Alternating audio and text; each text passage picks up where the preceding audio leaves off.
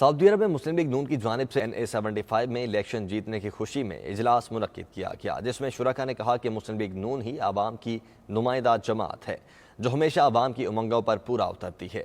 ڈسکا میں فتح کا سعودی عرب میں بھی جشن۔ سعودی عرب میں پاکستان مسلم لیگ نون الخرج کے صدر چودھری امانت علی کی جانب سے ضمن الیکشن NA75 میں سیدہ نوشین افتخار کی کامیابی کے حوالے سے اجلاس منعقد کیا گیا، جس میں پاکستان مسلم لیگ نون ریاض کے عہدیداروں نے بھی شرکت کی۔ اس موقع پر چودھری امانت علی نے کہا کہ مسلم لیگ نون ہی ملک کی واحد سیاسی نمائندہ جماعت ہے جو پاکستان کو نواز شریف کی قیادت میں بہتر انداز میں چلا سکتی ہے اور ملکی مسائل کو حل کر سکتی ہے۔ مسلم لیگ نون ریاض ریجن کے صدر خالد اکرم رانا نے کہا کہ NA75 ڈسکا کی عوام نے جس طرح اعتماد کا اظہار کیا ہے، اسی طرح آئندہ الیکشن میں پورے پاکستان سے عوامی حمایت سے مسلم لیگ نون برسر اقتدار آئے گی۔ اجلاس سے زاہد لطیف سندھو، مرزا منیر بیگ، طاہر سلیم اور دیگر نے بھی اظہار خیال کیا۔